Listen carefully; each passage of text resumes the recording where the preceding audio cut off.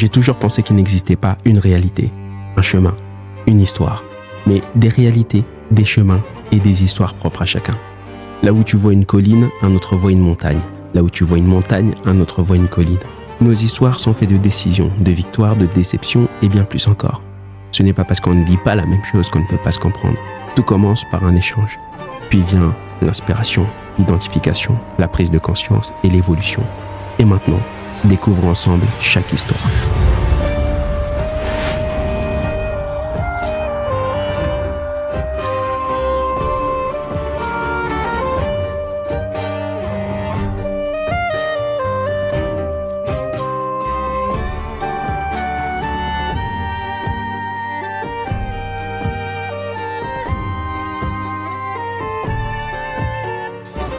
Un, 2, 3. T'es presque. Aujourd'hui, donc, je reçois Yacine, un homme qui a décidé de faire face à la douleur, de faire face aux doutes, de faire face à lui-même. Beaucoup vont voir un combattant suite à nos discussions, mais justement, moi, je veux voir l'homme qui a derrière ce combattant. Et c'est pourquoi je suis très heureux de pouvoir discuter avec toi dans « Alors, c'est quoi ton histoire ?» et aller voir un petit peu ce qui te construit. Bienvenue, Yacine. Merci pour cette belle introduction et c'est un grand plaisir d'échanger avec toi. Et c'est parti. On va commencer par des petites questions, speedrun questions, et puis on va aller voir un petit peu le reste par la suite. Ok, avec plaisir, let's go. Ça part. Ton prénom? Yacine. Ton âge? 40. 40. Ta Pourquoi? profession? Parce que je suis né en 85. À 85. Bien vu. Pourquoi t'es né en 85? Juste avant la Coupe du Monde. Excellent. C'est quoi ta profession aujourd'hui? Ou tes professions? Alors, je suis responsable d'un service d'audit interne en assurance. Donc, gestion des risques en assurance. Okay. Pourquoi? Parce que j'ai une formation à la base d'ingénieur en mathématiques informatiques et d'actuaire. Okay. Et en général, tu finis soit dans une assurance, soit dans une banque. Puis voilà. Ça, c'est mon secteur d'activité qui prend pas mal de temps. Ouais. Ensuite, notre activité, donc je suis psychologue. D'accord. Donc, psychologue clinicien et psychologue du social, du travail, quoi. Ça, j'exerce à temps très partiel. J'ai fait un master, un master de psy clinique et un master de psy social. Ok. Et du coup, j'exerce en libéral, D'accord. temps partiel, plutôt le samedi, parfois le dimanche. D'accord. Voilà, en raison de quelques consultations par semaine. Ouais. Et potentiellement, ce qui t'intéresse aussi, et je suis combattant donc, professionnel de MMA. Ah ouais, ça fait beaucoup d'activités. Alors, la clé, c'est la passion. Ouais, la passion. La passion. Moi, voilà, je suis passionné. Ouais. Tout ce que je te dis, c'est des activités que j'aime bien. J'y trouve mon compte. Parce qu'à l'audit, j'apprends de tout. Je fais de la cybersécurité, je fais de la finance, je fais de la conformité, vraiment tout. Donc, c'est un métier qui me convient bien. Ouais. La psychologie, passion de l'être humain. Ouais. Déjà, pour comprendre l'être humain, pour se comprendre aussi, c'est important. Et le MMA, parce que quand on était petit, parce que j'ai 3 frères, on a quasi tous le même âge. Okay. J'ai un frère jumeau, un frère qui a 1 an de moins et l'autre qui a encore 1 an de moins. Okay. Donc, c'était un peu les 4 tortues ninja. et ma mère nous avait inscrit au karaté à 5-6 ans. Ouais. Depuis, on a fait karaté, beaucoup de taekwondo, beaucoup de boxe thaï. Et un jour, comme tu m'as demandé pourquoi, donc je t'explique pourquoi je suis arrivé au MMA. Donc, un jour, avec un pote, je suis allé à un cours de jiu-jitsu. Et je suis arrivé avec un peu d'arrogance. Ah ouais. Tu sais, quand j'étais jeune, j'étais arrogant. Je vais tous vous battre. Alors, pas tous vous battre, mais je vais pouvoir gérer. Ouais, ça reste un sport de combat. Je pensais pas que j'allais gagner, mais en tout cas, je pensais que j'allais gérer, quoi. C'était tard, j'avais 22 ans. Ouais.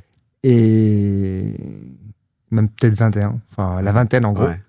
Et je suis allé au cours. Et je me suis fait éclater. Mais éclater. Toutes les minutes, je tapais.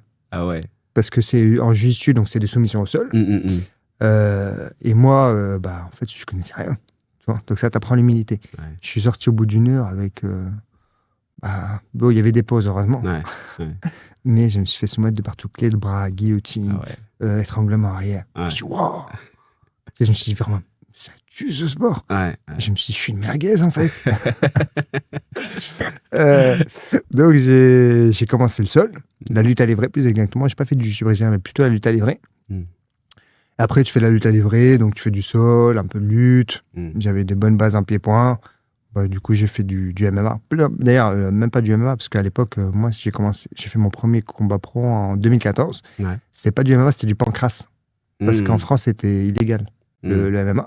Ouais. Donc, la variante, c'était le pancrace. Et la différence, c'était que c'était sur un ring. Ouais. Et que tu n'avais pas le droit au coup au sol. Quand ça arrivait au sol, c'était que de la lutte à l'évré, du grappling. Quoi. Ok. Voilà. C'est fou cette évolution. On va peut-être même aller fouiller dans les détails de cette évolution, de cette envie que tu as eue d'aller vers le MMA, et aussi ce que ça a construit chez toi, qu'est-ce que ça a développé chez toi. Qu'est-ce que la peur représente pour toi aujourd'hui? La peur, derrière la peur, il y a le courage. Tu vois, parce que finalement, le courage, c'est combattre sa peur. Il y a une citation que j'aime bien d'ailleurs.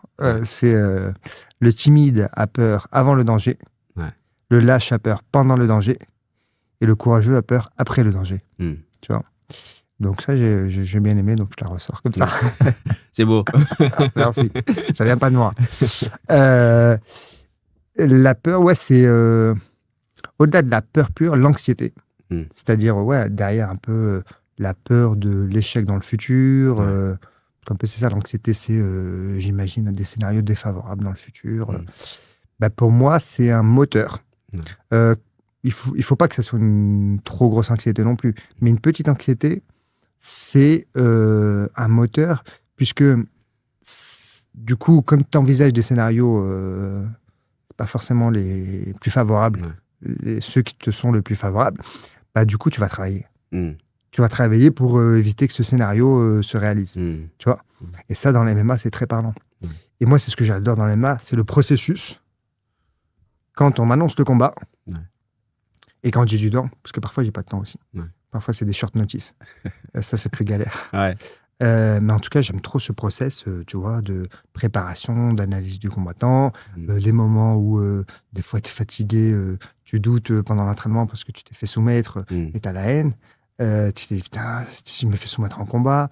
Les moments où tu te sens trop fort, tu te dis, oh, en fait, ça va, je suis bien. Tu vois, j'aime bien cette fluctuation et ce processus où tu avances et avec tous les potes avec qui tu t'entraînes. Ça, c'est une dimension très importante, tu vois. Des gens qui te poussent, des gens... il y a un côté vraiment relationnel très important qu'on ne voit pas trop en MMA. Tu vois, tu as l'impression que tu es tout seul dans la cage. Mais en réalité... il y a toute une équipe derrière. Il y a toute une équipe. Franchement, il y a des gens vraiment je trouve extraordinaires dans ce milieu, tu vois. Et comment ça se passe quand tu annonces le combat? C'est quoi le process, en fait? Là, c'est quelqu'un qui vient te chercher, qui t'a repéré à un moment donné, qui dit que lui, je veux le combattre, ou même toi, si tu repères un combattant, tu dis, lui, je veux le combattre, et ensuite, ça se passe comment? Ça peut arriver. Tu vois, on appelle ça des call-out, quoi. Moi, je suis un combattant, je veux la peau de l'autre combattant, entre guillemets. Ça reste du sport. Mais la pratique la plus usuelle, c'est tu as un manager, tu as une organisation qui se rapproche de ton manager, qui te dit, voilà, j'ai un événement tel endroit, contre un tel.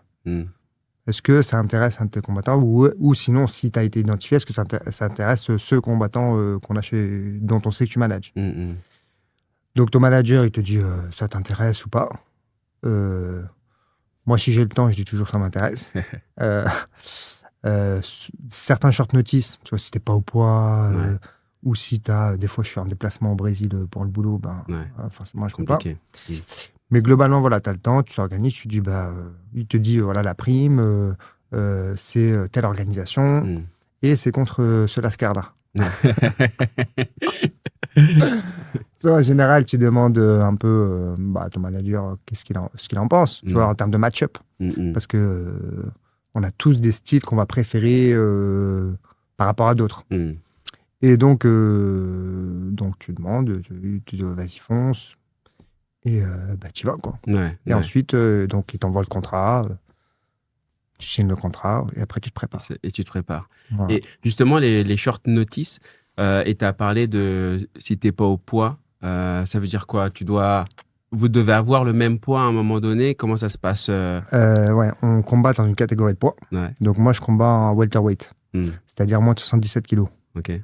Mais bon, là, je dois être à 86, 87. Ouais. Et je vais stabiliser à ce poids-là, en gros. Mm. Sachant qu'il n'y a pas très longtemps, j'étais à 93, tu vois. Ah ouais. Ça te fait 10 kilos à perdre à chaque fois quand tu dois redescendre, c'est ça? Exactement. Ouais. Parce que là, je pars bien et j'ai du temps, tu vois. Du coup, ce que tu fais en général, ce qu'on appelle le cutting, une pratique d'ailleurs à ne pas faire, à faire avec des professionnels. Donc, j'ai un diététicien qui m'accompagne, James Nutrition. Merci, James. Qui va t'établir un protocole. Voilà, c'est-à-dire que la semaine d'avant, tu as un protocole, si je résume, qui va un petit peu jouer sur tes hormones. Et c'est de la déshydratation. Au début, tu vas te super hydrater. Ton corps, il va se dire, pour faire de la rétention d'eau, ton corps, il va se dire, attends, spécialiste du cerveau humain. Ton corps, il essaie de te protéger à chaque fois. C'est-à-dire, pourquoi tu me donnes autant d'eau? C'est trop pour moi. Donc, comme tu le forces à stocker en faisant de la rétention d'eau, par exemple avec du sel, le sel, ça fait de la rétention d'eau. Donc, il se dit, tu m'envoies trop d'eau là, c'est pas bon, quoi. Je sais pas s'il se le dit exactement sous cette forme. Mais... Moi, j'adore quand on explique comme ça, quand on personnifie les organes du corps, j'adore. Voilà. Continue comme ça, moi j'adore. Donc, ton cerveau, il veut te protéger, il te dit, tu t'abuses là. Mais toi, c'est juste pour le leurrer. Tu vois, tu as des hormones, je crois que c'est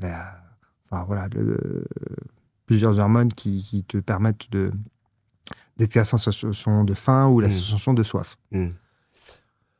Toi, ensuite, les 3 derniers jours, tu t'arrêtes de boire.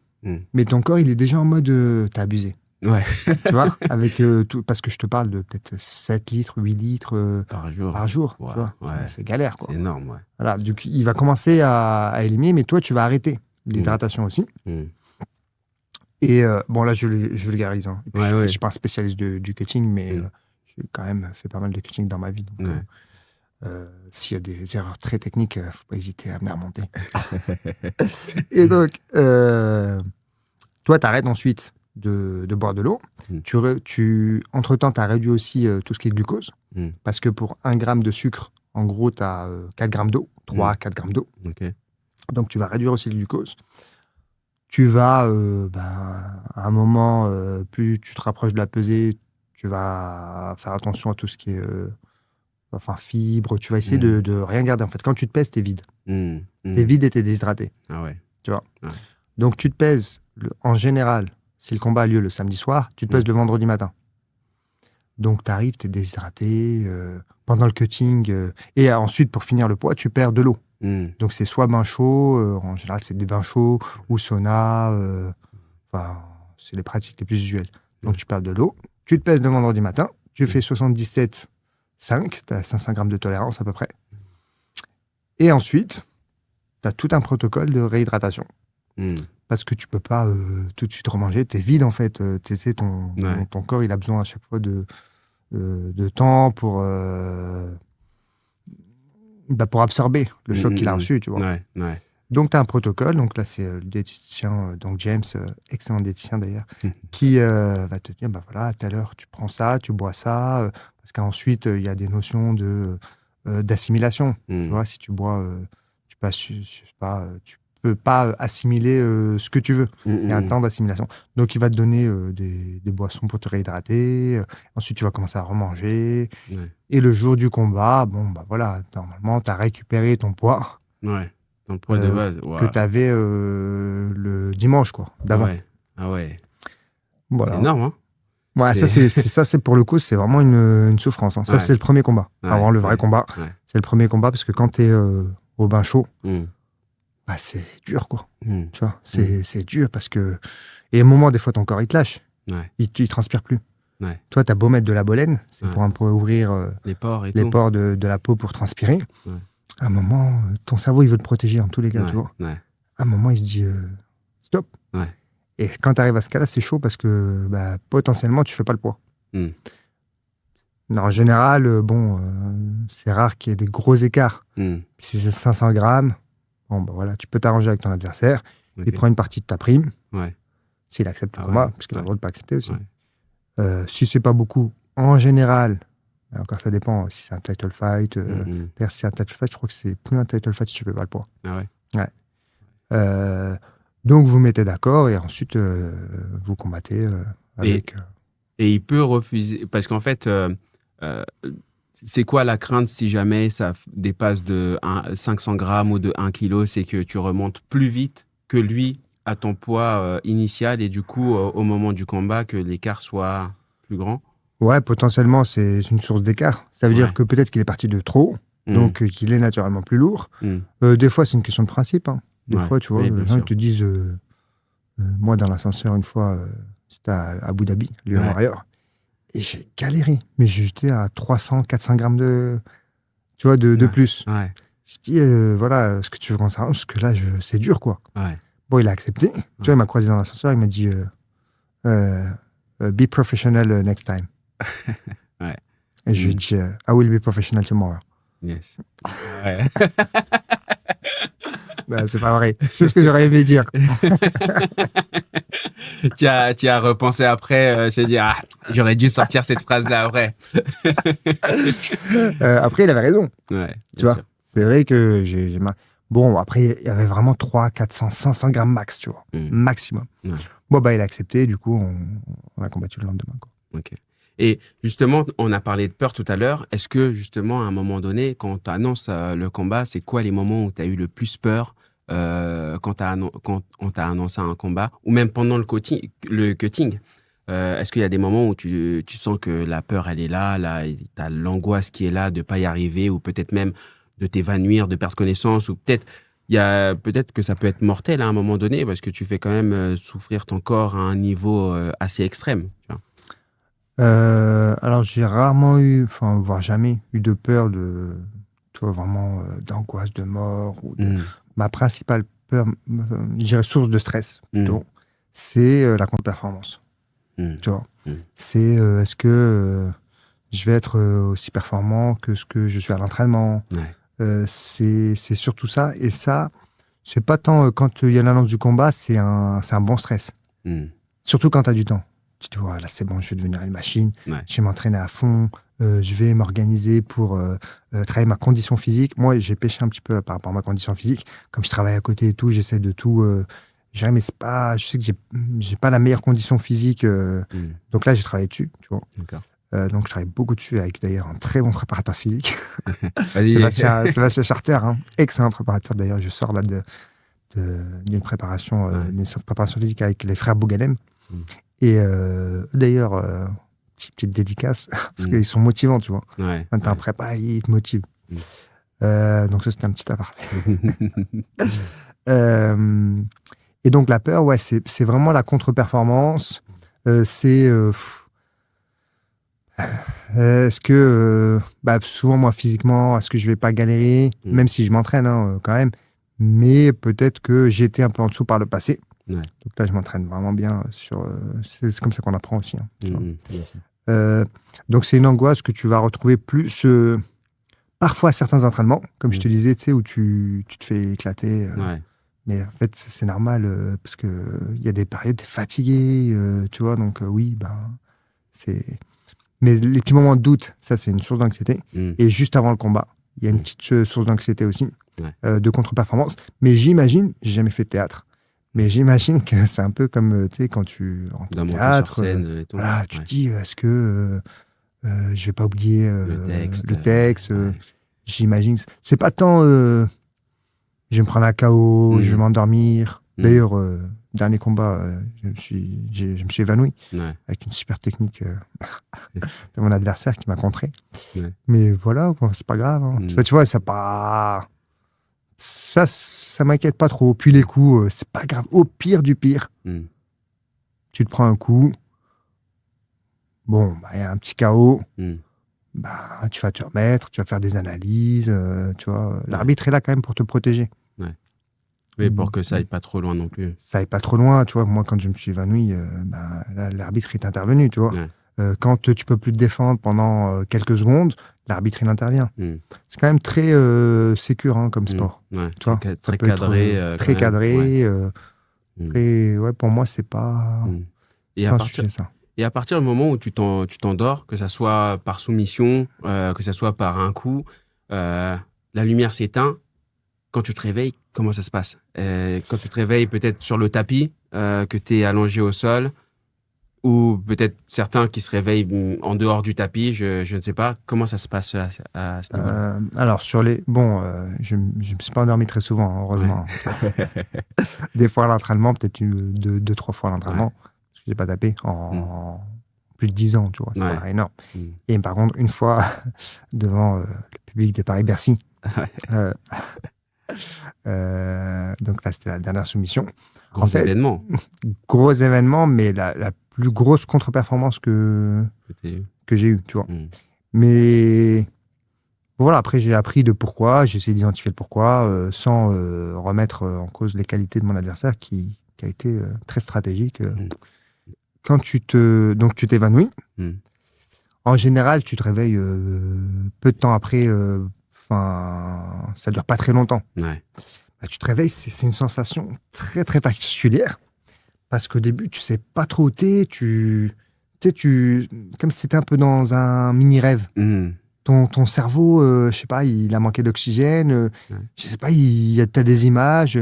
Je me réveille, je vois la tête de Jean-Marc qui était le médecin. Ouais. Tu comprends pas. Les premières secondes, tu comprends pas. Après, bon, au bout de quelques secondes, tu réalises que tu as perdu, quoi. Ouais. Mais même ça, au début, je me suis dit, je crois que j'ai demandé à mon frère d'ailleurs, mais qu'est-ce qui s'est passé? Je me suis pris un KO. En fait, non, c'était la soumission, quoi. Tu vois que j'ai pas vu venir. Ouais. Normalement, tu tapes. Ouais. Tu tapes avant que ça arrive. Là, je pensais que j'allais sortir, en vrai. Ouais. Tu vois, parce que tu essaies de lutter quand même jusqu'au bout. Ouais, et cette soumission, je me sentais pas particulièrement mais ça s'appelle la Von Flutchoke. Et en fait, c'est fatal, ce truc. Ah ouais? C'est quoi? C'est une soumission qui consiste en quoi? Je vais aller chercher des images que je mettrai. Tu peux. Hein. Ouais. En plus, sur Insta, à un moment, ça, c'est dur aussi. Déjà, au-delà de la défaite, sur Insta, je me balade comme ça. Et moi, j'ai beaucoup de trucs de MMA. Ouais. Tu vois, beaucoup de vidéos de MMA. Et là, je vois quoi?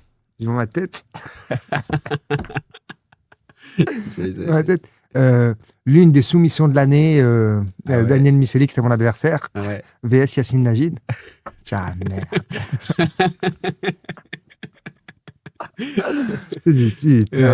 J'ai été retenu, mais par celui qui... Mais pas dans le bon sens.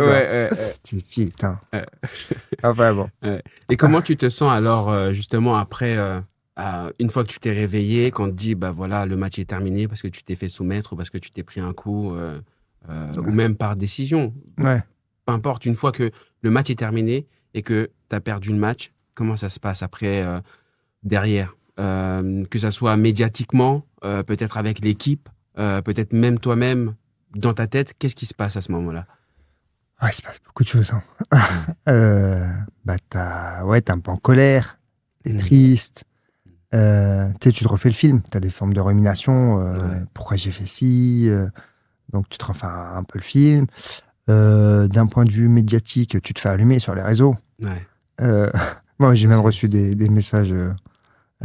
sur Insta, putain, mais pourquoi tu représentes arrête de représenter le Maroc, putain, t'es même pas capable de mettre un mec comme ça, tu vois, plein de... Comment tu fais pour te passer de ça, pour passer au-dessus de ça, quand tu reçois ce genre de message, tu vois?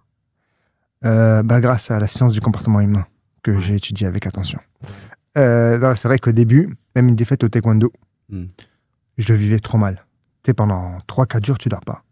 Tu te refais le film. Moi, ma première défaite en taekwondo, c'était ça. Alors, taekwondo, c'est pas grave, parce que t'as perdu un open, pas grave. Le MMA, le problème, c'est que t'as du rouge dans ton palmarès. Donc, ça va freiner ton évolution. Tu vois donc, ça a un impact. Ça a un impact réel sur ton parcours de combattant. Donc, comme ça a plus d'impact, ça a plus d'enjeux, ben forcément, tu es censé le vivre mal, quoi. Donc, moi, j'ai pris du recul. Ouais. Là, j'ai pris beaucoup de recul. Et vraiment, je suis dans un mode... tant que j'ai tout donné, en fait, c'est rien. La vie continue. Tu vois, c'est que du sport. Vraiment. Là, la dernière défaite, bon, ça m'a travaillé un petit peu. Mais franchement, ça va. Vu la défaite, tu vois... c'était en plus Doumbé Baki 1, donc super médiatisé. Ouais. C'était une très grosse défaite. J'ai perdu rapidement. J'ai même pas pu m'exprimer. Ouais. Tu vois. Ouais. Mais bon, voilà, on m'a lancé le combat 1 mois et demi avant. Ouais. J'ai fait ce que j'ai pu. Je suis allé à la prépa physique. J'étais au boulot en même temps. Je pouvais pas comme ça prendre des congés. J'ai fait ce que j'ai pu.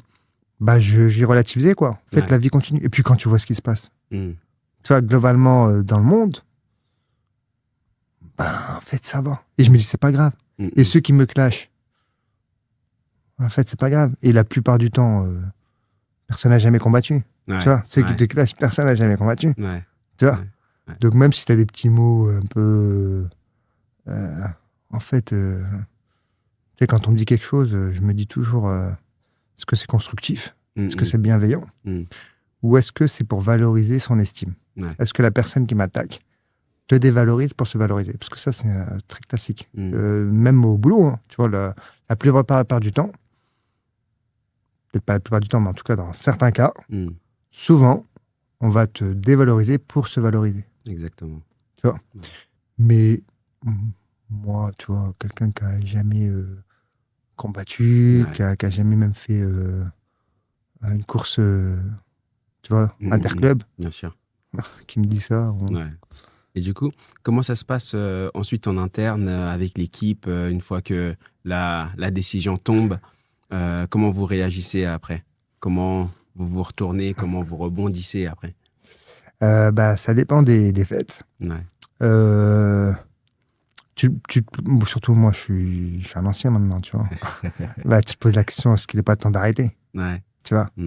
Voilà, j'ai fait un parcours. À l'époque, c'était dur, hein, tu vois, parce que t'envoyais au charbon en Russie, tu vois, en République tchèque, et toi, t'es habitué au pancras en France. Ouais. En général, quand on t'envoie en Russie contre un Russe ou en République tchèque contre un Tchèque, en général, c'est pas pour gagner, quoi. Tu vois. Ouais. Donc, ça dépend. Des fois, tu te poses la question, ouais, est-ce qu'il n'est pas temps d'arrêter? Mais pour moi, c'est dur, tu vois. D'arrêter, ouais, c'est dur parce que ça, en fait, ça fait partie de toute ma vie. Ouais. Tu vois. Et c'est une histoire aussi familiale aussi, tu vois. J'ai mon frère jumeau qui combat, j'ai mon petit frère aussi qui est dedans, j'ai mon autre petit frère aussi. On a fait beaucoup de taekwondo ensemble, mais on s'entraîne ensemble. Il y a du monde, tu vois. On s'entraîne aussi avec Veda, qui est un super combattant de MMA. Il est ingénieur en génie civil aussi. Ouais. Mes petites dédicaces parce que franchement, c'est quelqu'un de top. Tu vois, qui va toujours. Il était dans mon coin au PFL avec mon frère. Et Mathieu, donc le manager aussi. Donc en fait, tu discutes et puis au début, souvent la réaction première, c'est bon, il est temps d'arrêter, quoi. Ouais. Mais après, il y a un petit vide. Tu vois. Et puis du coup, tu te réentraînes parce que t'aimes bien t'entraîner, en fait. Ouais. Tu vois, c'est quand je te parlais de passion, c'est parce que j'aime trop m'entraîner. Tu vois, j'aime trop le côté stratégique, le côté... c'est quelque chose, moi, qui me plaît. Ouais. Donc tu t'entraînes. Quand tu t'entraînes, à la fin des fins, quand t'as un objectif, ça te pousse à t'entraîner encore plus. Ouais. Et du coup, quand t'as une opportunité, tu dis let's go. Est-ce qu'à un moment donné, tu te vois arrêter en général, les gens, ils s'arrêtent vers quel âge, à quel moment dans le MMA, tu vois? Et est-ce que toi, tu penses justement t'arrêter vers ces eaux-là ou plutôt après ou... Moi, j'ai poussé. Hein. Ouais, tu vois, 40 ans, c'est plutôt jeune hein, pour combattre. Ouais. Après, moi, j'ai de la chance, entre guillemets, avec mon frère, d'ailleurs, Younes. On n'a pas un style... Tu vois, moi, je me suis jamais pris, je touche du bois, de KO, même de knockdown, tu vois, parce qu'on n'a pas un style où on va aller à la bagarre, tu vois, parce que tu perds des années de vie. Hein. Ouais. Quand tu vas à la bagarre, c'est celui qui touche, ok, mais toi, t'as pris des coups aussi, tu vois. Ouais, ouais. Donc, bon, je vais pas continuer encore très très longtemps, tu vois. Mais là, je me sens bien. D'ailleurs, je me suis jamais senti aussi bien, en réalité. Ouais. Parce que, voilà, j'ai été régulier. Dans ma condition physique, j'ai jamais eu cette condition physique. Tu vois, je me sens bien au niveau cardio grâce donc Sébastien Charter notamment, parce que voilà, c'est la régularité qui compte, tu vois.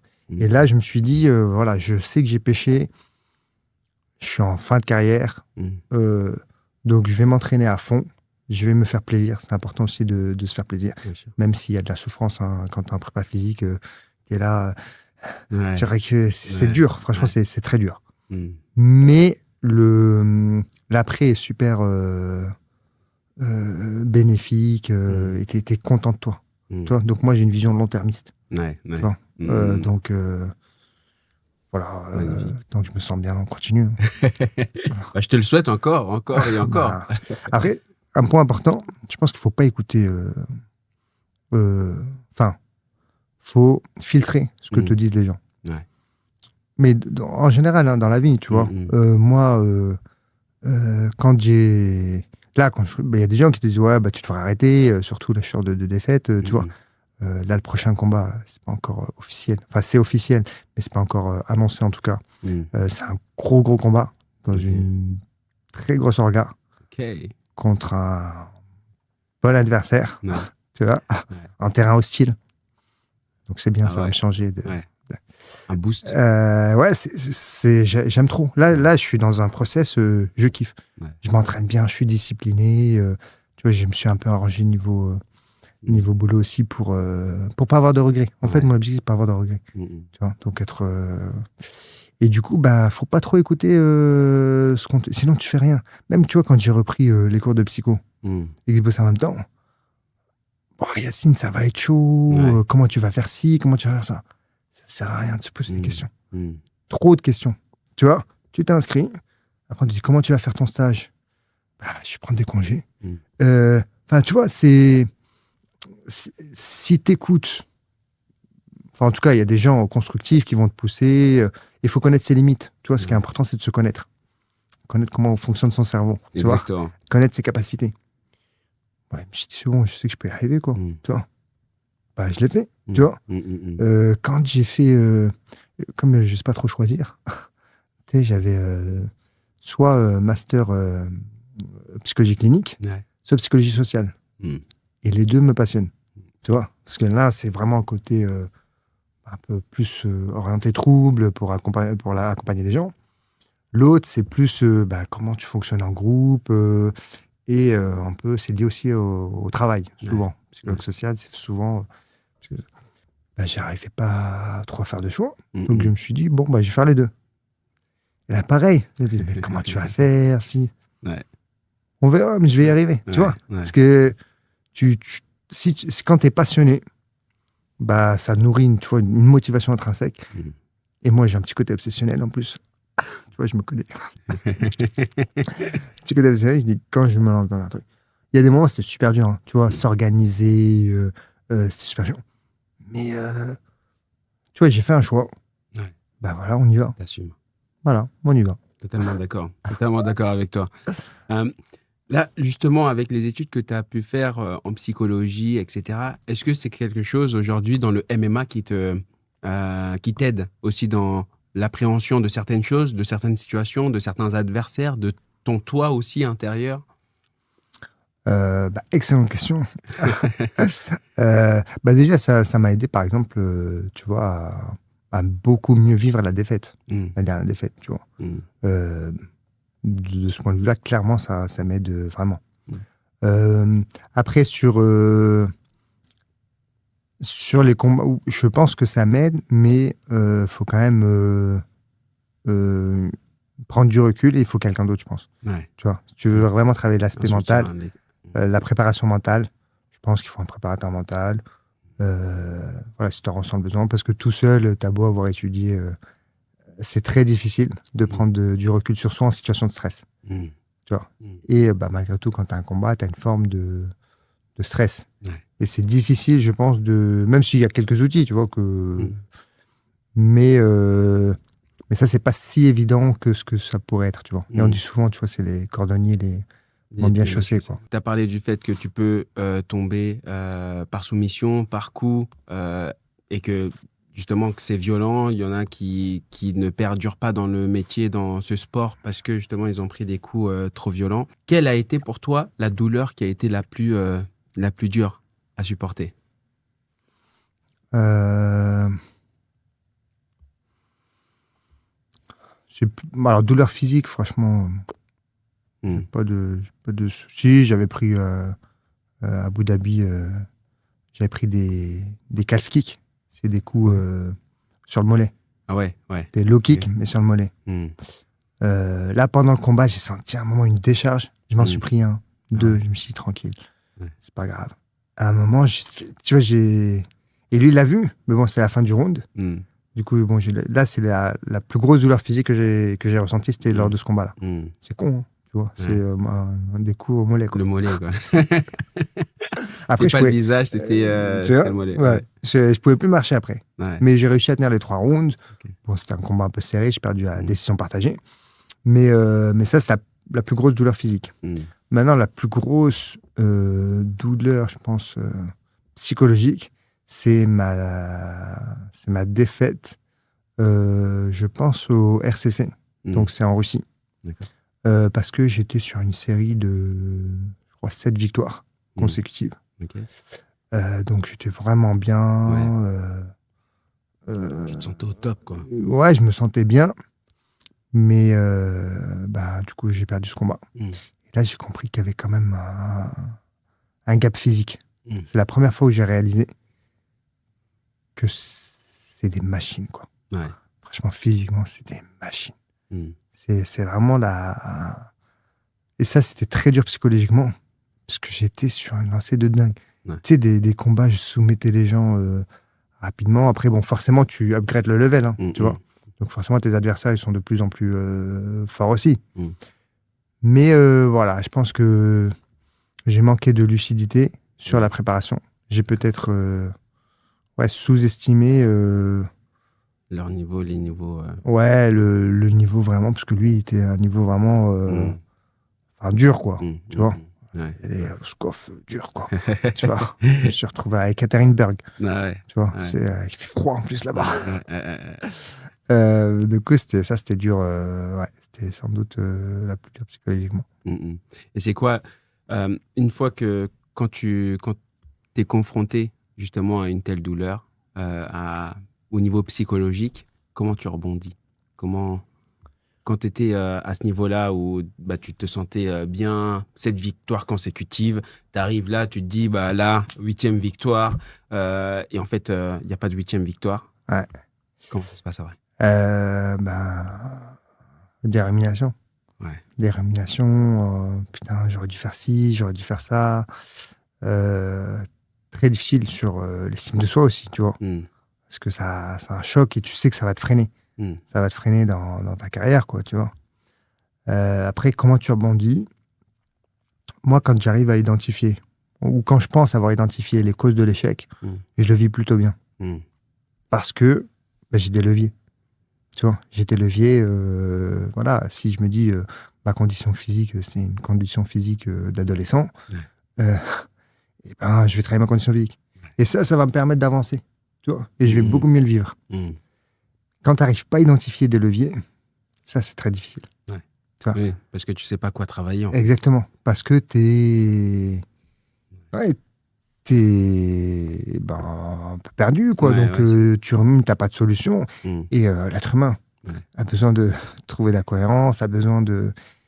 Et là, quand tu as tout fait et que quand tu penses avoir tout fait et que tu n'as pas de levier, il faut chercher un peu plus en profondeur. Et tu trouves toujours des choses en réalité. Tu vois. Comment réagit ton entourage quand ils savent que tu as un combat, tu dois aller combattre, potentiellement que tu vas être au sol, potentiellement que tu vas avoir des séquelles peut-être du combat, que ça soit psychologique ou physique. Comment ton entourage réagit à tout ça, toi? Non, c'est franchement soutenant. Ils sont tous soutenants.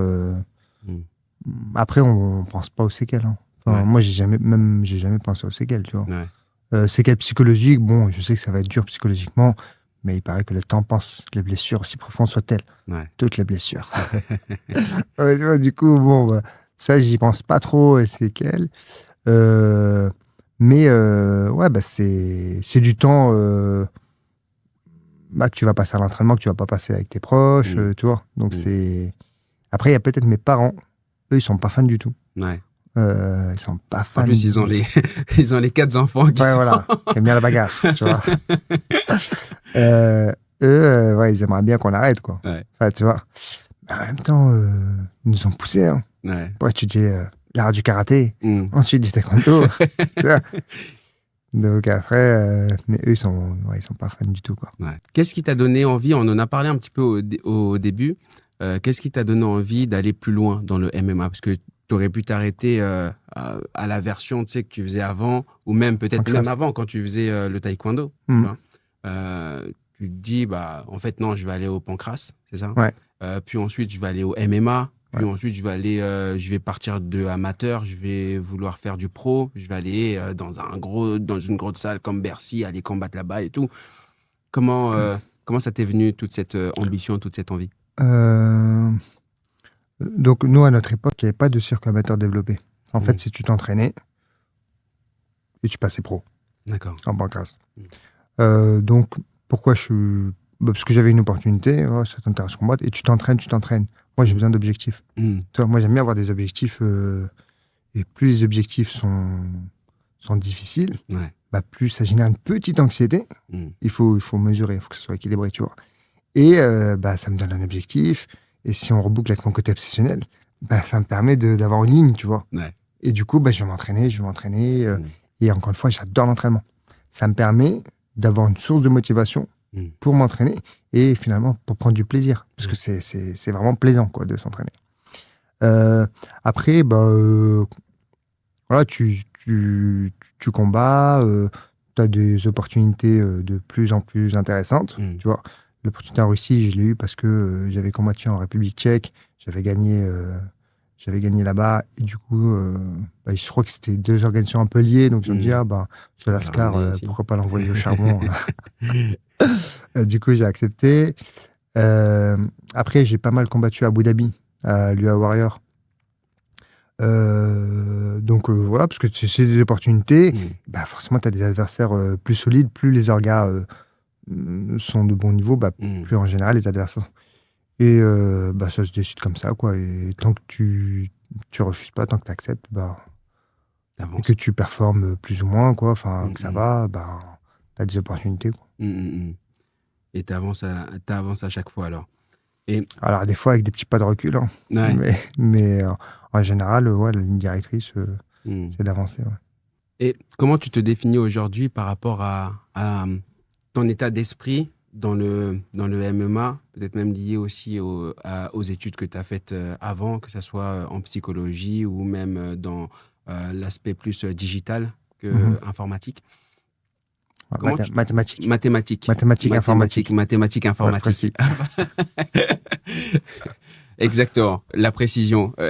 T'as bien raison. Donc, ouais, comment tu te définis par rapport à tout ça, que ce soit au niveau mathématiques, informatique, les études que tu as faites, ou au niveau psychologie, que ce soit social, etc., et au niveau du MMA? Est-ce que tu arrives là à trouver une définition qui arrive à générer une globalité de ta personne dans tout ça? Bon, c'est difficile de réduire une identité à un seul mot, mais en gros, moi je dirais passionné. Voilà, passionné, je pense que c'est ce qui me caractérise. Et j'essaye de faire du lien dans tous ces domaines. En fait, tout est lié. Tu vois, tout est lié à l'humain, de manière générale. Tu vois, même au boulot, il y a, en assurance, il y a une grosse dimension humaine, relationnelle entre les gens, moi avec mes équipes, entre les managers, il y a une dimension humaine. L'informatique, là en ce moment, ma nouvelle lubie, c'est un peu la cybersécurité, tu vois. Bah, c'est lié aussi à l'humain, tu vois. Les attaques cyber, c'est souvent l'ingénierie sociale. L'ingénierie sociale, il y a quand même une dimension psychologique, tu vois. Tu vas faire croire que il y a une urgence, tu vas mettre des coups de pression, les gens vont cliquer, et après, tu as tout l'aspect technique. Donc, tout un peu, les mathématiques, tu retrouves l'aspect un peu méthodique, tu vois, l'aspect voilà, rigueur. Donc, j'essaye de... En fait, pour moi, c'est des univers qui s'opposent pas en réalité, mais qui se nourrissent avec des liens plus ou moins évidents, tu vois. Mais en réalité, tout est lié, quoi. Ouais, je vois ça. Et aujourd'hui, toi, tu penses pas aux séquelles, que ce soit physique ou mentale, du fait que tu sois dans ce domaine de MMA, de combat, etc. Quelles sont les séquelles finalement physiques qui restent, sur lesquelles on peut lire ta passion, sur lesquelles on peut lire le fait que effectivement tu as été combattant et t'es combattant? Ah, toi, tu dois penser à mes belles oreilles. Ah. Exactement, Yacine. Peut-être un peu le nez aussi. Ah, peut-être un petit peu le nez. Bon, on va en parler. Tu vas nous expliquer tout ça. Oui, je pense pas trop aux séquelles, même si, je suis quand même réaliste, il peut y en avoir. En l'occurrence, souvent, tu vois des oreilles un petit peu en chou, là, comme ça. Ça, c'est lié à quoi? C'est lié au frottement. D'accord. Quand tu fais du match, tu t'entraînes beaucoup en lutte. Lutte au sol, et tes oreilles frottent beaucoup un peu tout, quoi. Enfin, c'est comme les rugbyman, tu sais, pendant les mêlées, les oreilles, elles frottent. Et pareil, ils ont les mêmes oreilles globalement. C'est vrai. Moi, j'ai toujours fait attention. Ça se voit. Mais en général, quand ça commence à chauffer, tu sais, t'as un petit chou, et tu ponctionnes. Tu prends une seringue, tu le fais bien sûr avec un professionnel. En tout cas, voilà, tu prends une seringue, tu désinfectes et tu essaies de retirer le sang. Et tu laisses un peu reposer. Tu vois. Moi, pendant longtemps, j'ai fait ça. Ou sinon, tu mets un casque. Tu mets un casque tu vois, de lutte, tu sais, les casques avec les trucs comme ça. Je vois. Voilà, ça permet de protéger. Et donc, tu ponctionnes. Mais là, en l'occurrence, moi, j'ai ces oreilles, pendant des années, ça allait, même s'il y avait un petit peu. Mais là, en fait, elles se sont abîmées justement sur la préparation du dernier combat. Parce que j'avais beau ponctionner, mais bon, je me réentraînais. Oui. Tu vois, j'étais obligé de me réentraîner pour préparer le combat. Et du coup, j'ai essayé de ponctionner, mais impossible. Et ça fait mal quand tu ponctionnes, quand tu mets la seringue, que tu retires le sang, parce que c'est du sang en fait qu'il y a dedans, ça fait des frottements et ça casse des trucs dedans. Non, c'est juste, tu sais, t'as une. Enfin, je suis pas médecin, je vais pas m'improviser médecin. Mais t'as une boule de sang. Et en gros, il faut pas piquer trop fort parce que sinon tu vas te péter l'oreille, quoi. Et en général, c'est pas, tu vois, c'est juste le contour. Hein. Donc, t'enlèves le sang. Et ensuite, tu t'appuies un peu, tu mets une compresse pour. Ça fait pas mal, non? Non, d'accord. Ce qui fait mal, c'est quand tu tournes et que t'as un petit chou, là, t'as une petite douleur, quoi. Et là, tu peux quand même faire des opérations. Mais bon, franchement, c'est mes cicatrices, c'est les cicatrices de la vie. Tu vois. C'est ça. J'aime bien encore, je vais ressortir cette phrase-là, c'est Hannibal Lecter. C'est un film, et à la fin, le Hannibal Lecter, justement, il dit « Soyez reconnaissants parce que nos cicatrices ont le mérite de nous rappeler que le passé n'a pas été un rêve. » C'est pas mal. Ouais, c'est pas mal. Hein. C'est beau. Parce que ça nous rappelle effectivement que si on a des cicatrices, il y a forcément une histoire associée avec. Et effectivement, clairement. Tes cicatrices sur les oreilles, en tout cas les oreilles en chou-fleur, ça dit quelque chose sur ton histoire. Et tu parlais de ton nez aussi. Mon nez, ouais. Mon nez, ouais, en fait, je me suis pris un petit coup illégal d'ailleurs. Ah ouais. Parce qu'il y a des coups illégaux dans les MMA, tu vois. Tout n'est pas autorisé, hein, contrairement à ce qu'on pense. En gros, j'étais sur donc c'était à Abu Dhabi, j'étais sur le gars. Et bon, je commençais un peu à tartiner. Et je voyais qu'il était cuit. Il respirait trop fort. Je voyais qu'il était cuit. Et il m'a mis un up kick. C'est-à-dire, il est au sol. Et il me met un coup de pied. Un pied. Les pieds, pardon. Un pied sur le nez, quoi. Et il m'en met 2, intentionnellement. Tu vois, il y en a un, je ne l'ai pas trop pris, mais il y en a un, je l'ai pris. Mais ça m'a... Bon, finalement, je n'ai pas eu d'opération, rien. Mais ça m'a... Du coup, après, j'ai fait des combats no contest. Alors, pour moi, bon, j'estime que ça aurait dû être une disqualification parce que c'était intentionnel. Tu vois, quand c'est intentionnel, normalement, voilà. C'était pas dans l'action. Tu vois, parfois t'es dans l'action, tu vois, bon, ça arrive ça. Tu vois, mais là c'était vraiment intentionnel. Ils étaient cuits, on est posés tous les deux. Tu vois, l'intentionnalité pour le coup peut pas être remise en question. Ouais, c'est clair. Enfin bref, c'était une petite digression. Du coup, petit nez un petit peu fracturé, mais bon, ça va quoi. Mais t'as pas eu de douleur plus que ça parce que moi, quand je me dis tu te fais péter le nez, d'une manière ou d'une autre, ça doit faire grave mal. Là, ça va parce qu'elle n'avait pas trop bougé. Ouais. Tu vois, c'était une petite coupure. C'était un petit peu douloureux, donc j'ai dû arrêter le combat. Mais c'était pas une douleur atroce. Par contre, la plus grosse douleur que j'ai eue en MMA, c'était à l'entraînement. C'est une luxation de l'épaule. Ah ouais. Ouais, ça fait mal. Ça, c'est... En plus, quand tu vois ton épaule, je suis devenu tout blanc. Ah ouais, tu vois, c'est le corps tu vois, qui veut te protéger, quoi. Donc, boum, luxation de l'épaule. Ça, c'est très douloureux. Je crois que c'est la plus grosse vraie douleur, à part les petits calf kicks, là. Ouais. Mais ouais, ça, c'était douloureux. Ouais. C'était à l'entraînement, tu vois. Ouais, mais bon, en 11 ans, 12 ans, 13 ans, c'est pas grand-chose, finalement. Il faut remettre ensuite l'épaule. Ouais, j'ai fait un peu de rééducation. Là, dans ma préparation physique, je fais un peu de spécifique épaule gauche, tu vois, pour la renforcer. Ouais. Parce que toi, t'es gaucher, droitier Droitier. Droitier, ok. Mais faut quand même... les jabs, c'est la... Ouais, c'est ça, c'est la gauche, quoi. C'est la gauche. Donc, non, j'en ai fortement besoin. Ouais, c'est clair, pour créer l'espace. Exactement. Là, mon objectif, c'est de battre mon prochain adversaire. Ouais. Ça, c'est mon seul objectif. Ouais. C'est battre mon prochain adversaire qui est... Alors, on va faire un peu de teasing, mais ça n'a pas été annoncé, donc je ne peux pas l'annoncer. Mais voilà, qui est quelqu'un d'agressif, plutôt striker, très agressif, très populaire. Donc, très, très populaire. Dur, tu sais, les gens un peu durs, les gars de la street, tu vois. Donc, c'est lui mon objectif. Et mon premier objectif, c'est moi-même. Bien sûr. C'est est-ce que je devrais y arriver, parce que je vais tout faire pour. Je vais garder mon calme, jouer avec mon jeu à moi. Et si j'arrive ça, j'ai tout gagné. Tu vois. Et je vais faire mon travail. Et là, tu dois te demander, c'est quoi ton travail? C'est quoi ton travail, effectivement? Et probablement, tu dois te dire, c'est de gagner le combat. En fait, moi, je ne le vois pas comme ça. Mon travail, c'est d'augmenter la probabilité de gagner en contrôlant tous les facteurs que je peux contrôler et en lâchant prise sur les facteurs que je ne peux pas contrôler. Tu vois, c'est ma dynamique.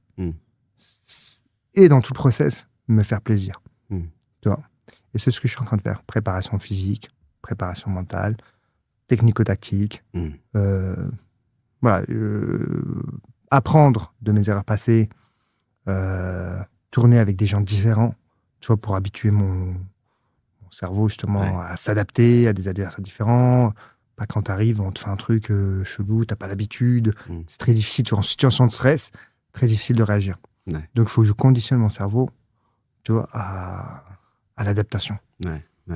Et justement, le fait de conditionner ton cerveau à l'adaptation et surtout, comme tu as dit là, essayer d'être conscient des paramètres que tu peux contrôler, de jouer dessus, et d'être conscient des paramètres que tu ne peux pas contrôler et de savoir se dire, en fait, ça dépend pas de moi. Je peux pas baser ma confiance en moi ou mes capacités ou la vision que les gens peuvent avoir de moi sur ces paramètres-là, puisqu'ils ne dépendent pas de moi.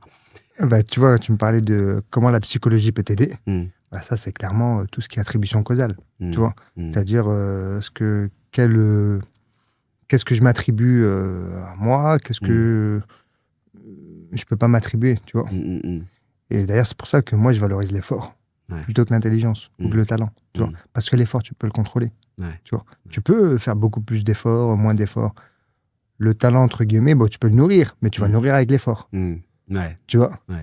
Et tu as plein de... C'est pour ça que j'essaie d'avoir une vision où je suis conscient des facteurs contrôlables, internes, et des facteurs que je ne peux pas contrôler. Ça, effectivement, c'était très intéressant quand je l'ai étudié en psychologie sociale. Je dis, c'est pas mal ça. C'est bête, hein, en réalité. Mais il y a quand même des études très sérieuses là-dessus, tu vois, où même chez les enfants, quand tu valorises l'effort, il va être capable d'affronter la difficulté. Totalement. Si tu valorises l'intelligence, le jour où il n'y arrive pas, il se dit quoi? Il se remet en question. Choc sur l'estime de soi. Exactement. Et du coup, il n'arrive pas. Exactement. Totalement. Et puis, on peut même aussi parler de l'effet Pygmalion, où le fait de pouvoir justement montrer à quelqu'un que tu crois en lui, que tu valorises justement les efforts qu'il fait, même si à la base, les probabilités qu'il y arrive, c'était nul. Le fait que tu valorises justement les efforts qu'il fait, etc., ça lui permet d'augmenter ses probabilités de réussite. Et c'est des études, pareil, comme tu as dit, scientifiques qui ont été menées sur pas mal de populations et c'est avéré, quoi. De ouf. Mais tu vois, ça, je m'en sers aussi. Ouais. Déjà, je m'entoure de gens. Pas des gens qui vont me flatter, au contraire, tu vois. Ouais. Mais pas des gens qui vont te dire ah putain, il est fort, ça. Je m'en fous, en fait. Ouais. En fait, j'ai pas besoin de ça pour ma préparation. Moi, j'ai besoin de trouver des failles réelles, tu vois, de trouver mes forces réelles, pas de flatterie, et de trouver mes faiblesses réelles, mais pour les contrôler.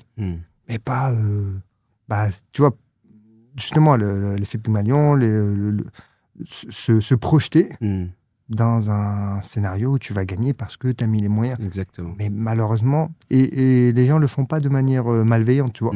Mais ils se rendent pas compte, hein, tu vois. J'espère que tu vas pas te faire soumettre. Ouais. Tu vois, là, la formulation, elle n'est pas bonne du tout. Mais ils se rendent même pas compte. Non, ils se rendent pas compte. Du coup, moi, je prends un peu de recul, tu vois, par rapport à ça. J'essaie vraiment de... Même l'entourage, de m'entourer de gens qui vont te faire avancer, tu vois, et qui vont te dire les choses. Tu vois, parce que t'es à l'entraînement, t'es trop fort. C'est pas un service. En fait, ils me rendent pas un service. Tu vois, parce que le jour du combat, je vais dire, wow. What the fuck? Tu vois, c'est quoi, là? Ils vont me dire, voilà, là, putain. Mais toujours constructif, positif. Et ça, tu le vois partout. Au-delà, tu vois, on faisait le lien entre, même dans le boulot, tu vois. Il faut dire les choses aux gens, tu vois. Il faut dire, là, t'as des forces, mais t'as des faiblesses. Et malheureusement, parfois, dans l'environnement de travail, comme tu dis pas les choses, tu valorises les gens, donc les gens, ils sont contents. Mais en réalité, ils se rendent pas compte que ça va pas. Et ça crée des dynamiques dysfonctionnelles, et ça crée... c'est très important avec bienveillance, tu vois. C'est ça, pas en mode, justement, ce qu'on disait tout à l'heure, pas dévaloriser pour se valoriser, quoi. Exactement. Je suis totalement d'accord. Parce que je pense qu'effectivement, on peut tout dire. Il est possible de tout dire à une personne, mais toujours avec justement bienveillance et bien choisir les mots et la formulation que tu as de le dire. L'exemple typique de la phrase que tu as dit, j'espère que tu vas pas te faire soumettre. C'est bien, tu espères quelque chose de positif, mais la manière que tu as de le dire, ça reste quand même assez négatif et du coup, ça fait se poser des questions. Mais même sur l'intention, je sais pas si c'était vraiment positif, tu vois. C'était pour peut-être rappeler que je m'étais fait soumettre. Mais en fait, moi, j'ai pris du recul là-dessus. Tu vois, c'est comme si tu le disais, on parlait de l'effet médiatique, que les gens qui te... Franchement, je m'en fous. Qui me dit ça, en fait? Tu vois? Je t'ai dit, c'est qui me dit ça? Bon, de toute façon, souvent, c'est même pas volontaire. Mais en général, je fais vraiment... moi, je prends du recul. Ne représente pas si. Putain, t'es une merguez. Ok, hein. Va m'expliquer, quoi. Tu vois? Et s'il me dit, il faut que tu travailles ton sol. Ouais, c'est vrai. Oui. et ça me... Là, pour le coup, ça me travaille pas. Tu vois? C'est dommage, il faudra... Oui, je sais. Il faut que je travaille ici. Il faut que je travaille ma condition physique. C'est plus constructif déjà de pointer du doigt le point où tu dois travailler plutôt que de... Si c'est bon, après tu sais jamais si c'est bienveillant le truc ou si c'est pour rappeler que t'es une merguez dans cet endroit, tu vois. C'est super logique. Mais voilà, moi en tout cas j'ai pris du recul. Je suis très peu sensible à ce qu'on... En tout cas de moins en moins sensible à ce qu'on peut penser de moi ou ce qu'on... Je vais te dire... T'as bien raison. Merci en tout cas pour cette première partie d'échange qui a été, ma voix, très intense. Très intéressante. Très intéressante, exactement.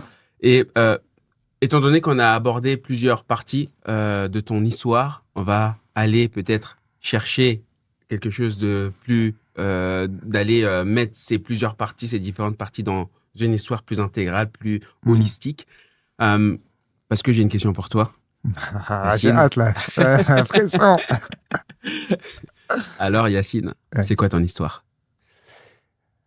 Très, très bonne question. C'est l'histoire d'un jeune homme ordinaire qui essaie de s'en sortir dans un monde qu'il ne comprend pas forcément.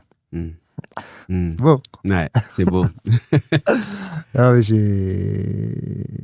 Donc, moi, j'ai grandi justement avec vraiment goût de l'effort. On était une fratrie, quasi le même âge. Donc, déjà, ça, c'est top parce que, tu vois, on s'est toujours entraînés, on a fait des bêtises ensemble.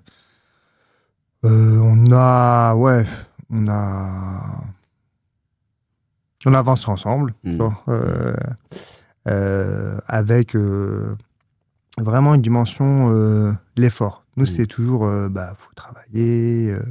Tu vois, mes parents, ils sont issus d'un milieu modeste, mais ils avaient vraiment ce côté, faut travailler, quoi. Tu vois, c'est important.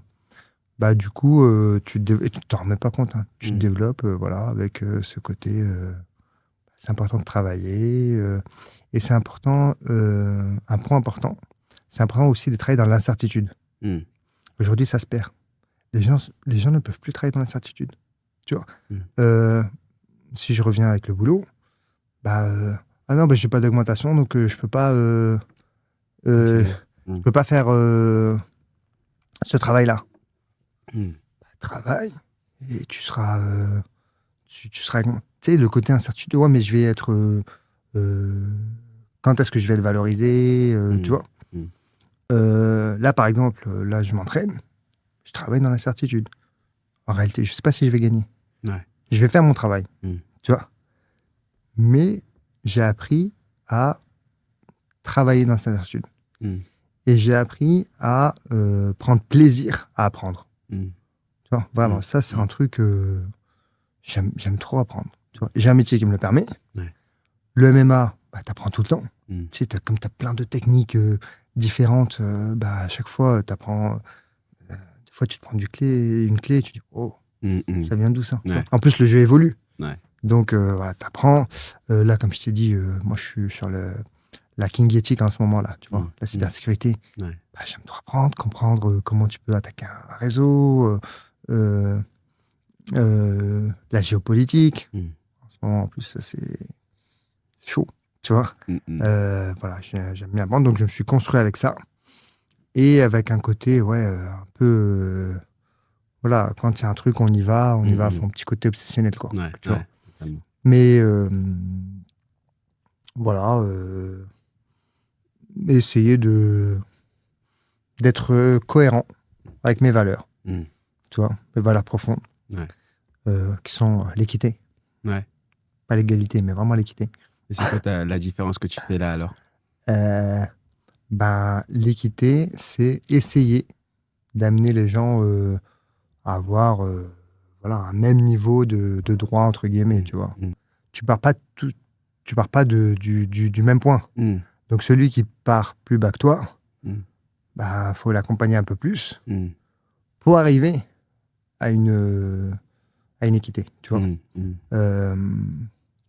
L'égalité, ça serait, je sais pas moi, tout le monde a telle aide. Ouais, mais si l'autre, il en a pas besoin. Tu vois, c'est être égalitaire, mais c'est pas équitable. Tu vois. Et moi, c'est quelque chose d'important pour moi, la justice. Tu vois, surtout en ce moment-là. C'est chaud quand même. Tu vois, tu te dis, mais il y a vraiment un problème profond parfois chez l'humain. Tu vois, parce que certains ne s'en rendent pas compte, mais ils nourrissent l'injustice. Tu vois, c'est de la défense de la justice. Moi, ça, c'est un truc que j'ai du mal. Tu vois. Donc j'aime bien comme je te dis, le MMA, la psychologie, parcourir le monde, voyage. Et d'où te viennent toutes ces valeurs pour toi, d'où elles tirent leur source, leur essence? C'est beaucoup mes parents, je pense. Ouais. Tu vois, c'est mes parents qui nous ont inculqué ça. Et avec les 4 frères, on se nourrit de ces valeurs au fur et à mesure de la vie, quoi. Ouais. Et après ça, toi, ton parcours, alors, t'empruntes un parcours mathématique, informatique, et aussi au niveau du cerveau, de la psychologie, puis ensuite au niveau du MMA. D'où te vient l'envie déjà, dans un premier temps, d'aller dans les mathématiques, l'informatique, puis d'aller faire un master en psychologie, etc. Alors, l'envie de faire un master, école d'ingé maths info, franchement, tu sais, nous, dans notre culture, dans l'aspect culturel, on pousse beaucoup sur les aspects scientifiques. Ouais. Tu vois, on ne te dit pas va faire l'ENA, quoi. Je pense que de toute façon, personne ne sait ce que c'est que l'ENA. Tu vois, on veut la blouse, on veut l'aspect du cerveau ou les mathématiques, les chiffres, ouais, etc. voilà. Oui. Voilà, on te pousse vraiment pour faire plutôt scientifique et pas sciences politiques, quoi. Ouais. Ce qui est dommage, parce qu'en réalité, c'est super intéressant, les sciences politiques. Ouais. Du coup, on m'a poussé. J'ai fait une prépa, moi, physique-chimie. Après, je me suis rendu compte que... Poussé, hein, parce que j'étais pas chaud. Du coup, après, je me suis rendu compte que j'aimais bien les maths. J'avais appris à aimer les mathématiques. D'accord. Du coup, j'ai fait une maîtrise de maths. Un peu pure, quoi. Et ensuite, faut trouver du boulot, quoi. Ouais. Donc, c'était un peu compliqué. Quand tu fais des maths pures, tu peux, mais tu vois, souvent, soit tu fais le CAPES ou l'agrégation pour être prof de maths, soit tu mêles les maths avec l'informatique, ou... Du coup, j'ai un peu digressé, j'ai fait un peu d'économie, mathématiques appliquées à l'économie. Là, pareil, un peu galère de trouver du boulot. Ouais. Mais j'ai bien aimé l'économie. L'aspect économie, c'était super intéressant. Mais du coup, après, j'ai fait une école d'ingé vraiment orientée maths, info. Et en dernière année, on m'a proposé de faire l'actuariat aussi. Donc là, pour le coup, c'est une proposition. Je t'avoue que je ne savais pas ce que c'était. Donc, j'ai dit OK. Ouais. Donc, j'ai fait ça. Nouvelle expérience. Ouais, voilà. Je me suis dit, on propose, ça a l'air intéressant. Pour trouver du boulot, c'est quand même un gros plus. Donc, je me suis dit, vas-y, je vais faire ça. Okay. Du coup, ensuite, je suis rentré dans l'assurance. J'ai bien aimé. Entre-temps, je faisais déjà du sport.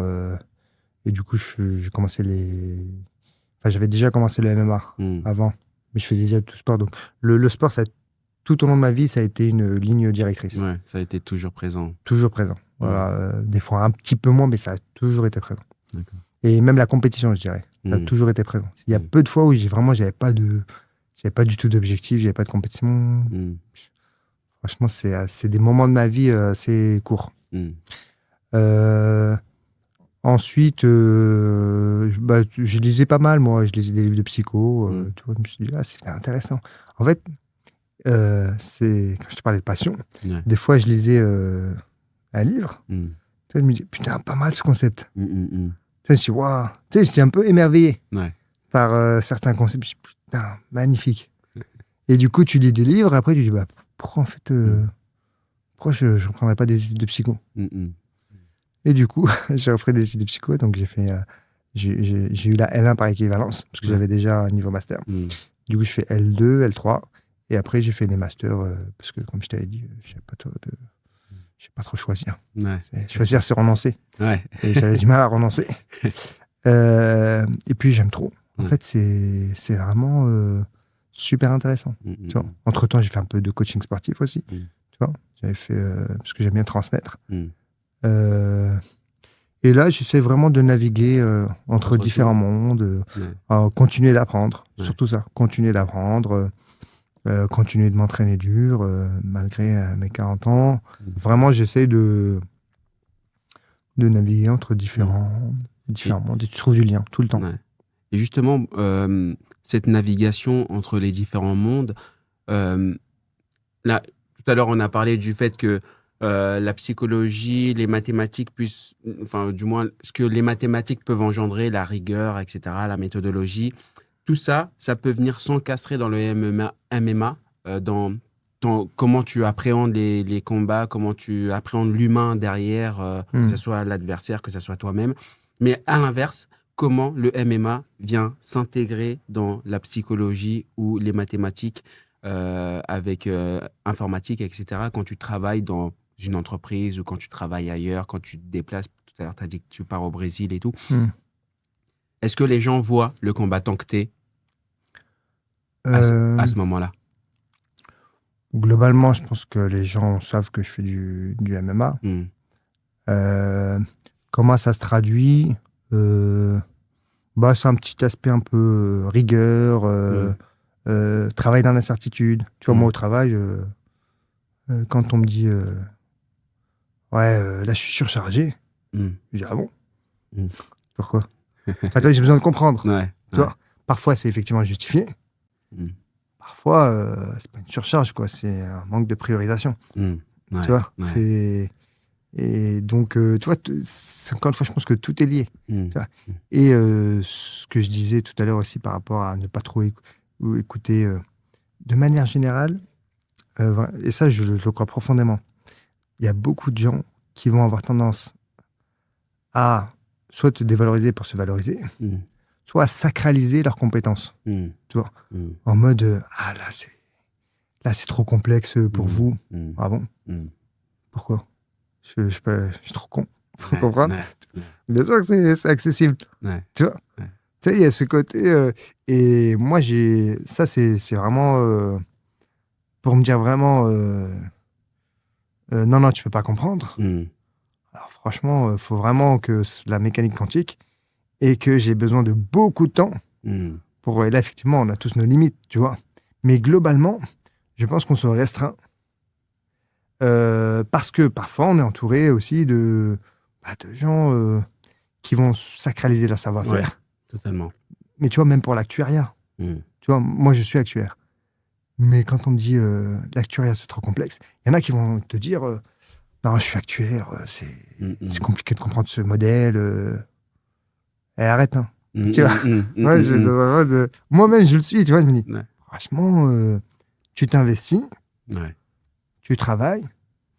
Après, on a tous des facteurs individuels. Peut-être que certains vont mettre un peu plus de temps, vont avoir un peu plus de difficultés. Ok. Mais ne vendons pas l'inaccessibilité. Exactement. Tu vois. Mais dans tout, même dans l'informatique. Quand tu te mets un peu au hacking, au début, ah non, c'est compliqué, il faut savoir coder, il faut savoir... Déjà, je sais coder. Et deux, on peut apprendre, en fait. Tu vois, on peut apprendre. Totalement d'accord. Ce que tu dis là, je le partage vraiment à 100%. Là, je suis doctorant en recherche et je fais aussi de la vulgarisation scientifique. Et je vois dans ce milieu, dans les milieux de transmission de savoir de manière très générale, où les gens, justement, sacralisent, comme tu as dit, leur savoir, le fait qu'ils aient telle connaissance et ils veulent faire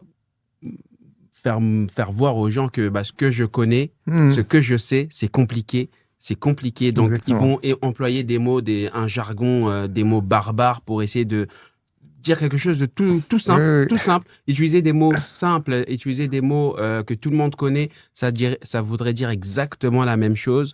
Mais pour montrer que ce que je sais, c'est compliqué et pour te transmettre que ce que moi je sais, c'est compliqué, faut que je te fasse paraître que ce que je te dis, c'est compliqué. Donc, il faut que je te dise des mots barbares que tu ne vas pas comprendre, parce que c'est juste nous, dans notre domaine, on doit le savoir, etc. Alors qu'en réalité, tu pourrais très bien vulgariser ça.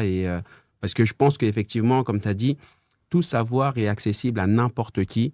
C'est seulement le rôle de celui qui souhaite leur transmettre ce savoir de s'adapter au niveau des mots à employer. Tu vois, faire du code, comme tu as dit, tu pourrais très bien le transmettre à quelqu'un d'autre. Mais si tu commences à me parler de oui, alors là, bêta, machin, blablabla, que des mots barbares, évidemment que je vais avoir du mal à comprendre. Alors que si tu me dis, alors là, tu vois, il y a un B qui signifie ça et que tu le mets là, ça va te donner un truc comme ça. Ça me paraît beaucoup plus simple et accessible, tu vois. Donc, je partage totalement le point que tu viens d'aborder. Tant que tu as quelque chose à transmettre, tu as de la valeur. Tu vois ce que je veux dire? Tu n'as pas besoin de mettre l'autre en dessous pour montrer que tu as de la valeur. Et si tu as besoin de ça, c'est qu'il y a un problème. Il faut travailler sur soi, en fait. Tu vois, je pense. Tu vois, totalement. Si tu as besoin de ça, c'est qu'il faut travailler sur soi. Mais ça, tu le retrouves malheureusement dans tout, quoi. Ouais. Tu vois, mais moi, quand je vais dans des nouveaux clubs, par exemple, en MMA, les gars savent pas forcément que je suis combattant pro. Ouais. Et par exemple, t'as des débutants, tu vois, qui en font depuis, je sais pas moi, 6 mois, et qui vont commencer à m'expliquer. Bah, franchement, j'écoute. Tu vois, si c'est en mode parce que tu peux apprendre des choses. Et si c'est en mode je t'explique parce que tu fais pas bien, en fait, t'as rien compris. Bah, là, c'est essayer de me dévaloriser. Exactement. Mais pourquoi t'as besoin de ça, tu vois? Ouais. Si t'as un truc. Et moi, je suis vraiment preneur. Hein. C'est-à-dire que même des fois, tu peux apprendre vraiment. Bah, j'écoute. Mais ça dépend la manière, ça dépend le. Mais ça, tu le retrouves dans toutes les. Dans les relations humaines, en fait. Ouais, dans les partout. relations humaines, dans les entreprises. Ouais. Moi, je le vois beaucoup sur l'entreprise. Et comment tu deals avec ça alors par exemple, quand tu ressens justement cette approche de la personne en face de toi qui essaye de te descendre pour mieux se valoriser ou qui essaye justement de se valoriser en te descendant ou qui se met en avant, etc. Et que toi, bah, du coup, il te laisse de côté ou il essaye toujours de te faire descendre. Comment toi, tu réagis à ça? Comment tu deals avec ça? Alors, deux manières de dealer en fonction de mon humeur, en fonction des facteurs. Soit vraiment, je suis en mode, ouais, ok. Enfin, si ça te permet de te valoriser, je t'aide si tu veux, tu vois. Ouais. Donc, mais là, il faut un degré quand même de prise de recul, tu vois, sur soi. Ouais. Soit je dis bah, clairement les choses, quoi, tu vois. Mais à manière gentille, mais tu connais ça, tu vois. Et on me dit, ah non, cette formation, elle n'est pas accessible. Je dis, bah, en fait, si. Tu vois, elle est accessible et je la fais, et oui, je veux bien qu'elle est accessible. Ouais. mais ça, c'est très, très présent dans les relations, même dans les relations de couple. Tu vois, il y a un partenaire qui va dévaloriser l'autre pour essayer de se valoriser. Tu le vois dans tout. Les combattants qui vont dire t'es une merguez pour passer devant. Pour eux se valoriser. C'est un processus... intrinsèque à l'humain, finalement. Ouais, exactement. L'humain travaillant sur nous. Je pense qu'on a tous un gros besoin de travail sur soi et un gros travail sur l'estime de soi. Tu vois, pour essayer d'avoir une estime de soi plutôt stable. Parce que ça, je l'ai emprunté à Christophe André. Tu vois, qui a écrit un livre pas mal que je trouve sur l'estime de soi. Et en gros, bon, je vais vulgariser si c'est pas exactement ça. N'hésitez pas. Hein. Mais en gros, avant, une estime de soi, ok, bon, tu travaillais, je sais pas, dans un endroit, probablement toute ta vie. Globalement, tu te mariais avec quelqu'un d'à côté. Voilà, tu as dû séduire peut-être une fois et ensuite marier. Du coup, ton estime est plutôt stable. Tu es dans le même environnement. Tu n'as pas besoin de te challenger à chaque fois. Globalement, quoi, tu vois. Je caricature, mais on comprend bien parfois avec les caricatures. Ouais, et aujourd'hui, on est toujours dans le besoin de séduction. Maintenant, tu as les applications. Tu changes de travail. Tu dois séduire ton employeur. Tu changes d'environnement. Il y a une forme de... Tu dois bien t'entendre avec tes voisins. Et tu es tout le temps comme ça dans une estime de soi qui fluctue parce que quand tu es rejeté, ça fait mal. Quand tu veux bien te valoriser. Et ça fluctue. Et avec les réseaux sociaux, ça amplifie le phénomène. Tu vois, on publie, on veut... Du coup, je pense qu'il y a un gros travail sur son estime de soi. Voilà, pour justement... éviter de tomber dans les excès ou éviter de tomber dans je vais te dévaloriser pour me valoriser. Voilà, que je travaille sur son estime, ça permet, je pense, d'apaiser les relations humaines. Et je pense qu'il y a un gros travail à faire là-dessus. Et d'enlever les frustrations, parce que il y en a beaucoup pour justement gagner l'estime de soi. Ils passent en fait par l'estime des autres qu'ils ont de eux. Parce que, par exemple, pour avoir de l'estime de moi, je vais vouloir te plaire pour que toi, tu aies de l'estime de moi et que je puisse me dire, en fait, comme Yacine, il pense ça de moi, bah, c'est que je suis comme ça, alors que en réalité, la seule personne qui connaît mon histoire réellement, c'est moi. La seule personne qui connaisse ton histoire, c'est toi. Même si on en a parlé là pendant 1h30, 2 heures, bah, tu es le plus à même finalement à savoir d'où tu es parti et où tu es arrivé. Et qu'est-ce qui s'est passé pendant ce trajet-là, là où tu étais au plus bas, là où tu étais au plus haut, quelle est la chute que tu as eue et comment tu as fait pour en remonter. Et donc, l'estime de toi devrait, je pense, vraiment dépendre que de toi seul, parce que le jugement que moi je vais apporter à ton histoire ou le jugement que je vais apporter à la personne que je vois là, ça n'a absolument, enfin, ça va avoir rien à voir avec ton parcours, avec ce que moi je sais de toi.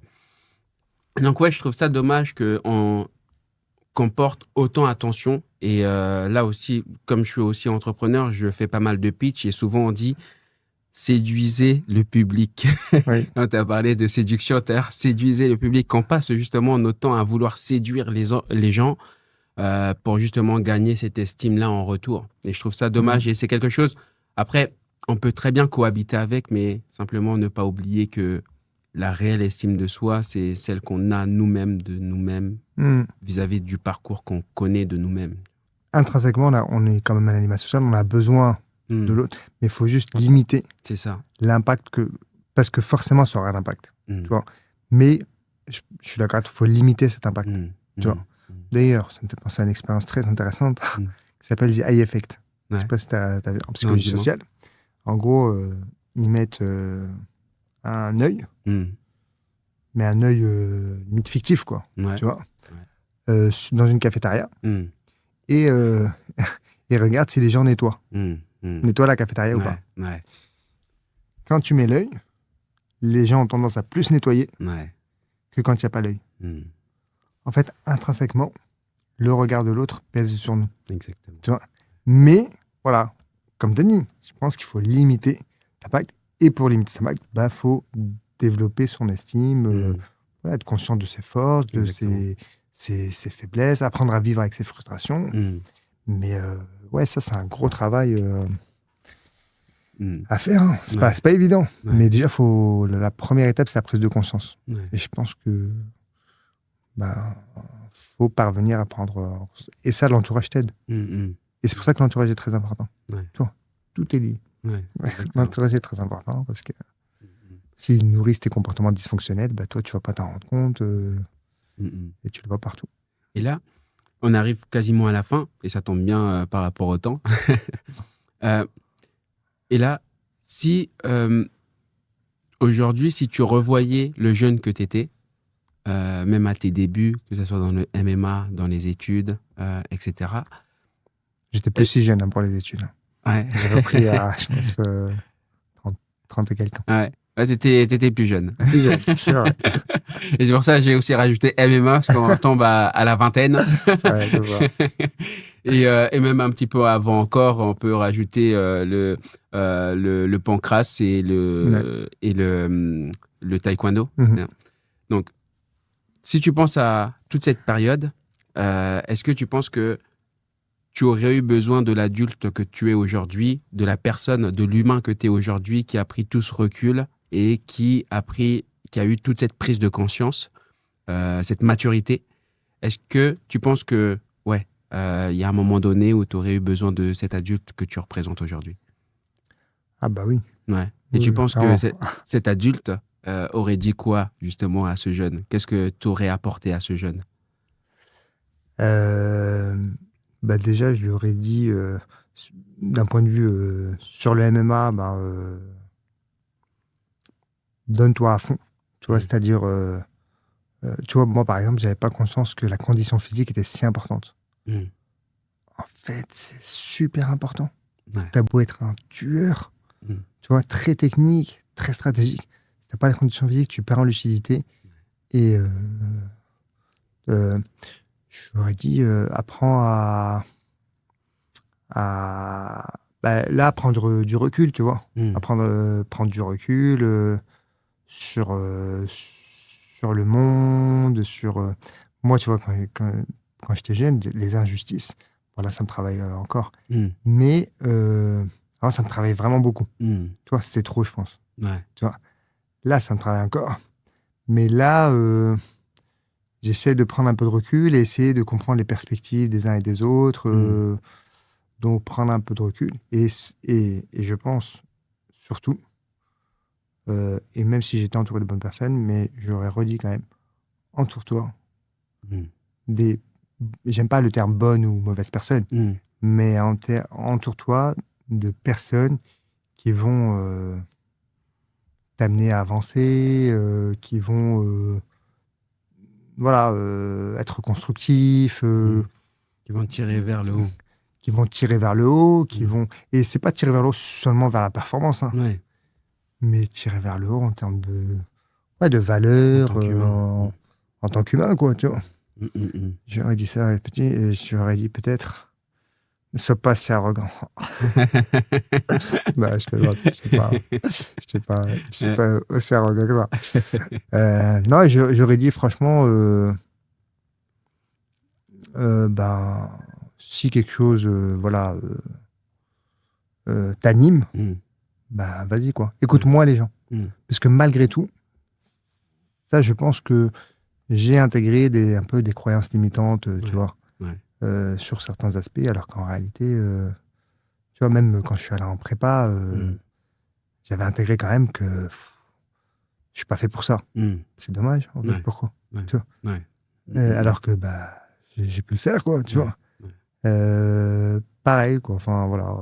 Et tu penses que ce jeune homme, justement, en voyant l'évolution qu'il y a eu, il te dirait quoi aujourd'hui?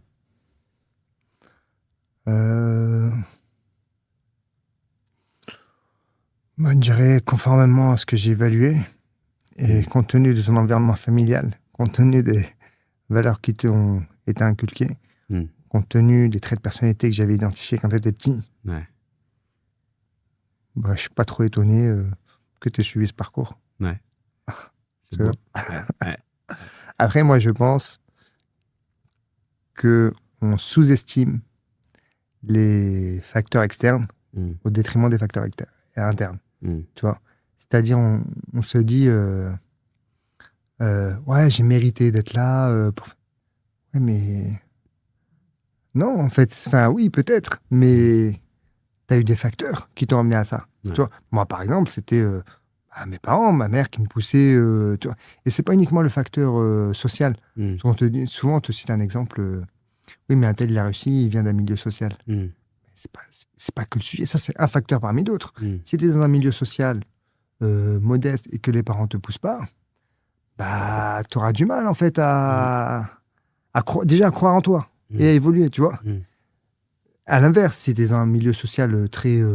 mais que les gens ne te calculent pas, que ta famille ne te calcule pas, bah, tu vas avoir du mal. Tu vas peut-être avoir certaines facilités sur certains aspects, mais tu vas avoir du mal sur d'autres. Donc, ça fait référence au biais ultime d'attribution. Quand je gagne, parce que je suis trop fort. Quand les autres gagnent, c'est parce qu'ils ont eu de la chance. Quand moi, je perds, bah, c'est pas ma faute, parce que c'est facteur. Et quand l'autre perd, bah, c'est que c'est une merguez. Tu vois Et on est un peu dans ce schéma-là. Moi, de mon point de vue, alors c'est peut-être une vision un peu radicale, entre guillemets, mais les facteurs externes sont prépondérants dans l'évolution de tout un chacun, quoi. Tu vois. Donc, même quand tu nais, tu choisis pas grand-chose en réalité. Non. Tu vois, tu grandis, tu es un petit bébé, voilà, soit tu as beaucoup d'affection, soit pas trop, ça c'est un impact énorme, soit tu es bien matériellement, soit pas trop. D'ailleurs, l'alimentation a un impact énorme, tu vois, sur ton évolution. L'affection a un impact énorme sur ton évolution. C'est pour ça qu'on parle des troubles de l'affection, des types d'attachement, etc. Mais tout ça, c'est des facteurs en fait externes. Quand tu es petit, toi, et t'évolues, mais t'évolues avec ton historique. Tu vois, pour faire le lien avec les mathématiques, c'est les récurrences, les suites récurrentes. C'est-à-dire, si c'est vrai, si l'hypothèse est vraie à n égale 0, bah, tu supposes qu'à n, elle est aussi vraie. Et tu démontres que N plus 1 est vrai aussi sur la base de N. Et tu évolues avec ton historique. Tu fais des choix, notamment avec ton historique. Et si tu reboucles jusqu'à la naissance, en réalité, il y a beaucoup de facteurs externes qui ont conduit à ton évolution. C'est pour ça que je pense, in fine, pour finir, que le mérite est surcoté. Ouais. Et qu'il faut qu'on prenne un peu de recul sur les réussites de chacun, sur les échecs de chacun, en se disant qu'est-ce qui l'a conduit à ça, sans minimiser, c'est ça la petite nuance, sans minimiser la responsabilité aussi de chacun, parce qu'on a quand même une responsabilité sur nos actions. Ça, c'est un beau message que tu viens de délivrer.